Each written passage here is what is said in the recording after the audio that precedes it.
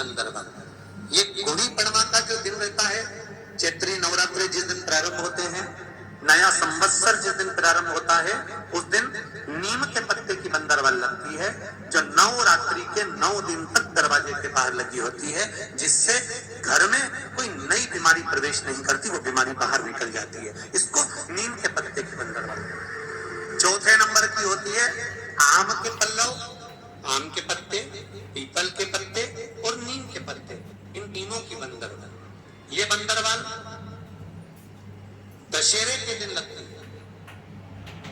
दसवीं तिथि को लगकर एकादशी द्वादशी तक लगी रहती है और त्रयोदशी के दिन इसको निकालकर विसर्जन कर दिया जाता है। ये जिस घर में लोग चिड़चिड़ प्रवृत्ति करते हो, क्रोध उत्पन्न होता हो, घर में सामंजस्य नहीं बन रहा हो, आपस में क्लेश बढ़ रहा हो, कोई किसी की नहीं सुनता हो, तब ये आम के पत्ते की, पीपल की और नीम के पत्ते की पल्लव बंदरवाल लगाई जाती है। ये दशहरे के दिन, दसवीं के दिन लगती है।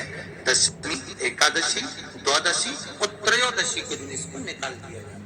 महाराज, ये एक बंदरवाल। 4 तरह की बंदरवाल हमारे हिंदू धर्म में वर्णन करी गई है महाराज, जो दरवाजे पर लगाई जाती है, शुभ कार्य के लिए इसको लगाया जाता है। ये जो आप पहले दिन ही कलश स्थापना होती है और पहले दिन ही आपको ये ज्ञान हो जाए कि बच्चे पूछे कि कलश क्यों रखा जाता है, कलश के ऊपर आम के पत्ते क्यों लगाए जाते हैं, कलश के ऊपर नारियल क्यों रखा जाता है, कलश के ऊपर 9 बार मोली क्यों बांधी जाती है, मोली मतलब लच्छा नाड़ा 9 बार क्यों लपेटा जाता है नारियल के ऊपर, कलश के ऊपर जब रखते हैं।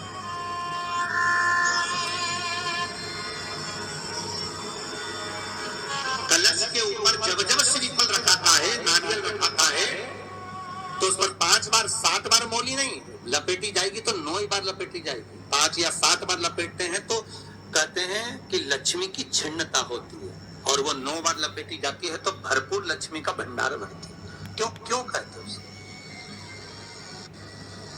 भगवान कुंभ का निर्माण कर रहे हैं, भगवान कलश का निर्माण कर रहे हैं, और भगवान स्वयं ब्रह्मदेव कर रहे हैं कि आप ऐसा निर्माण कर दो जिसमें 33 कोटि देवता स्वतः विराजमान हो जाए। तो भगवान ने उस कलश का निर्माण कर दिया। अब कलश का निर्माण करा तो स्वयं भगवान ब्रह्मदेव बोले, प्रभु इस कलश के अंदर मेरा स्थान कहाँ है, मेरा स्थान कहाँ है?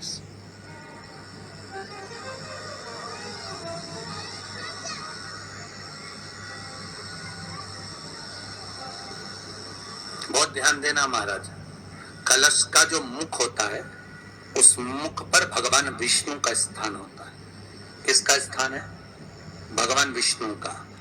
थोड़ा सा नीचे आओगे, जहां से कलश का मुख दबा हुआ होता है, वह जगह भगवान स्वयं शिव की होती है। किसकी जगह है? भगवान शंकर की। कलश का अग्रभाग, नीचे का भाग जहां से फैला हुआ होता है, वहां ब्रह्मा का आधिपत्य स्थापित होता है। फिर कलश का जो नीचे का भाग होता है, वो भगवान शिव और शक्ति का स्थान होता है। कलश के बाहरी भाग में, जहां पर बाहर का हिस्सा होता है, उस कलश के बाहरी भाग में 33 कोटि देवताओं को भगवान शंकर ने लाकर विराजमान किया होता है। महाराज, भगवान शंकर 33 कोटि देवताओं को निमंत्रण देकर उस कलश में विराजमान कर दिया। कितना सुंदर लिखा है देवी भागवत के अंदर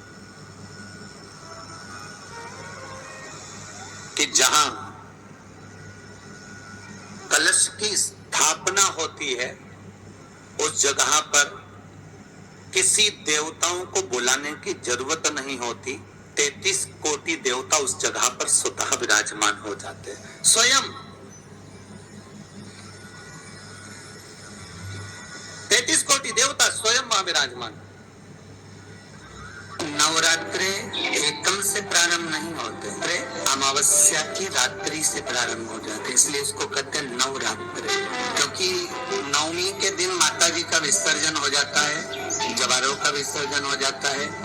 व्रत करने वाले कन्या पूजन, भोजन, भंडारा कराकर विराम दे देते। तो नवमी की रात्रि उसमें नहीं जुड़ा पाता, उसमें रात्रि अगर जुड़ती है तो ये अमावस्या की रात्रि से जुड़ना प्रारंभ होता है, तब जाकर वो नवरात्रि पूर्ण हो पाती है। पितृलोक में पितृ जैसे से निवास होकर भी इंतजार करते। 4 नवरात्र हैं तो 4 ही श्राद्ध हैं। आज मौनी अमावस्या है, श्राद्ध का विराम हो जाता है और कथा अर्थात नवरात्र प्रारंभ हो जाते हैं दूसरे।